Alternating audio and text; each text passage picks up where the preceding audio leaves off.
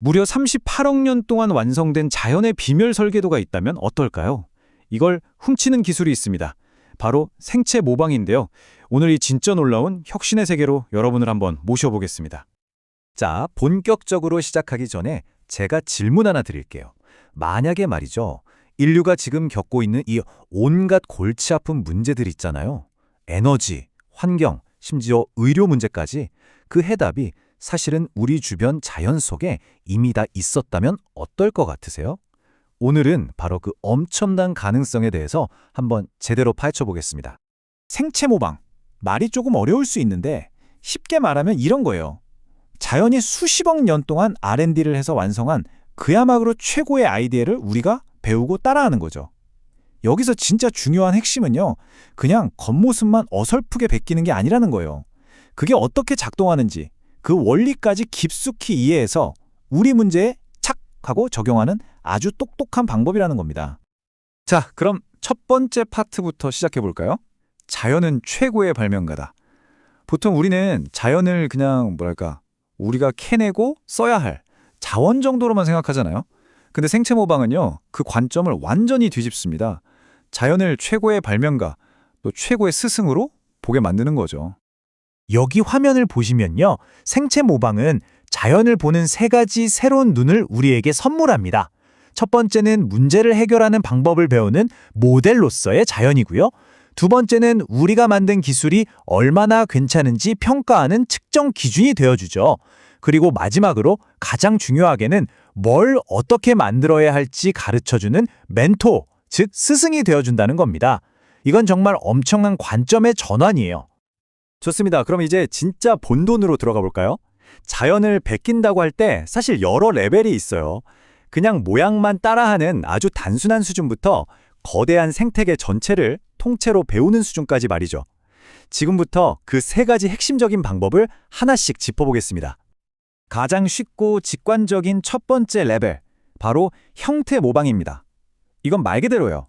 자연에 있는 동식물의 모양이나 구조를 보고 그대로 따라하는 겁니다. 아주 심플하죠? 이거 대표적인 예시가 뭔지 아세요?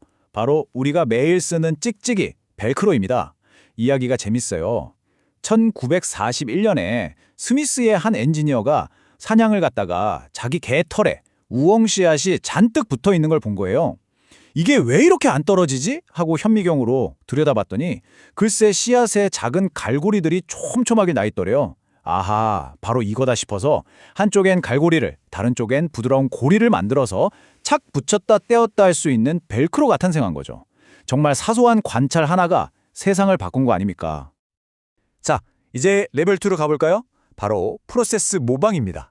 이건 모양을 넘어 자연이 무언가를 만들어내거나 작동시키는 그 과정 자체, 말하자면 자연만의 레시피를 배우는 거예요. 한번 생각해 보세요. 식물은 그냥 햇빛하고 물, 이산화탄소만 가지고 스스로 에너지를 뚝딱 만들어내잖아요.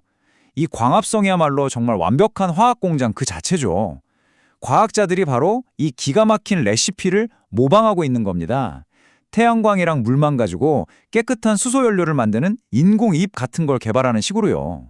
자연의 에너지 생산 노하우를 그대로 전수받는 셈이죠.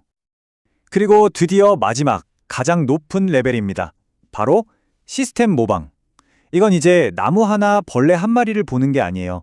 숲 전체, 산호초 군락처럼 여러 요소들이 서로 영향을 주고받으면서 돌아가는 이 거대한 생태계의 원리를 통째로 배우는 겁니다. 스케일이 다르죠? 가장 유명한 사례가 아프리카 짐바브웨에 있는 이스트게이트 센터라는 건물이에요. 건축가가 뭘 보고 영감을 얻었냐면 바로 흰개미집입니다.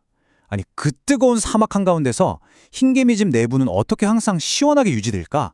그 비밀을 파헤쳐 보니까 자연적인 환기 시스템이 기가 막혔던 거죠. 건물 아래의 차가운 공기는 쫙 끌어올리고 뜨거워진 공기는 위로 쑥 빠져나가게 하는 그 원리를 건물에 그대로 적용한 거예요. 결과가 어땠을까요? 주변 다른 건물보다 에너지를 무려 90%나 아끼면서 에어컨 하나 없이 시원함을 유지하고 있습니다. 이건 뭐 건물이 스스로 숨을 쉬는 거나 마찬가지죠.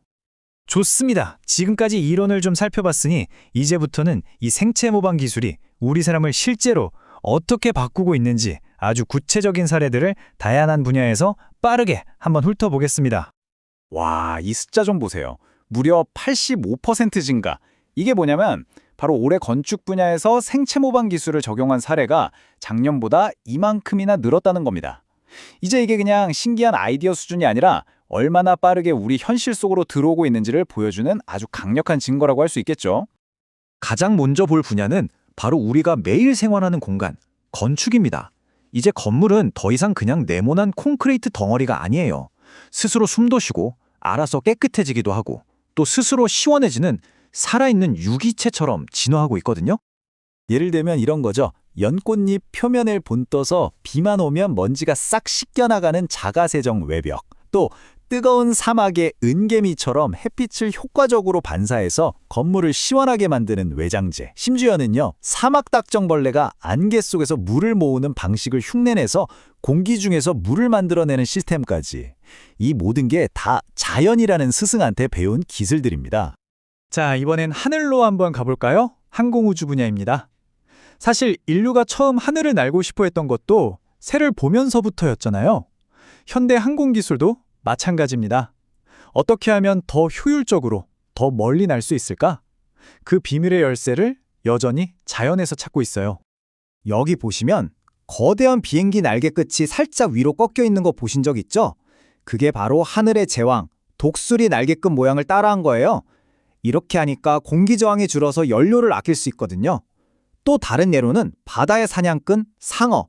그 피부를 자세히 보면 미세한 돌기들이 쫙 나 있는데 이게 물의 저항을 엄청나게 줄여준대요. 이 원리를 비행기 동체에 적용해서 연료 효율을 확 끌어올렸습니다. 정말 자연의 디테일 하나하나가 엄청난 기술인 셈이죠. 자, 이번에는 우리 건강과 목숨에 직결되는 분야죠. 바로 생해약, 의료 분야입니다. 놀랍게도 자연은 최고의 의사이자 또 최고의 약사였습니다. 어떤 것들이 있냐면요. 도마뱀 부치, 개코 도마뱀 아시죠? 벽이든 천장이든 착착 달라붙잖아요. 그 발바닥에 엄청난 접착 원리를 이용해서 인체에 무해한 수술용 접착제를 만들고요. 또 우리 몸속 세포들이 잘 자랄 수 있는 환경을 그대로 본떠서 손상된 조직을 재생시키기도 합니다. 심지어는 바이러스가 우리 세포를 감염시키는 그 메커니즘을 역으로 이용해서 암세포만 족집게처럼 찾아가서 공격하는 스마트한 약물 전달 기술까지 개발됐어요. 정말 대단하지 않나요? 자, 그런데요. 물론 이렇게 장밋빛 미래만 있는 건 아닙니다.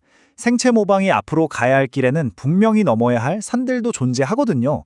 그래서 이번에는 미래의 엄청난 가능성과 함께 현실적인 과제들은 뭐가 있는지 균형 있게 한번 짚어보겠습니다. 여기서 아주 중요한 포인트가 있습니다. 한쪽에는 AI 같은 첨단 기술과 결합해서 자연의 비밀을 더 빨리 풀어낼 수 있다는 엄청난 약속이 있어요. 하지만 다른 한쪽엔 실험실에서 성공한 기술을 공장에서 대량으로 만들어내려면 돈이 너무 많이 든다는 현실적인 문제가 있죠. 그리고 또 하나, 바로 생명 해적이라는 윤리적 문제도 있습니다. 이게 뭐냐면 특정 지역의 고유한 생물이나 원주민들의 지혜를 정당한 대가 없이 그냥 가져다가 상업적으로 이용하는 거예요. 이런 문제는 정말 신중하게 접근해야 합니다. 모든 혁신에는 반드시 책임이 따르니까요. 자, 이렇게 자연의 비밀 설계도를 엿보는 놀라운 여정을 함께 해봤는데요. 이제는 제가 여러분께 마이크를 한번 넘겨볼까 합니다. 오늘 정말 다양한 자연의 기술들을 살펴봤잖아요. 이 중에서 여러분이 보시기에는 과연 어떤 기술이 우리 인류의 미래에 가장 큰 영향을 미치게 될까요? 스스로 깨끗해지는 연꽃잎의 기술일까요? 아니면 에어컨이 필요 없는 흰개미집의 냉방 시스템일까요? 그것도 아니면 암세포를 추적하는 바이러스의 기술? 여러분의 생각은 어떠신가요? 아래 댓글로 자유롭게 여러분의 의견을 남겨주세요. 오늘 저희 분석이 도움이 되셨다면 구독과 알람 설정 잊지 마시고요. 다음에도 더 흥미로운 주제로 가장 먼저 찾아뵙겠습니다. 감사합니다.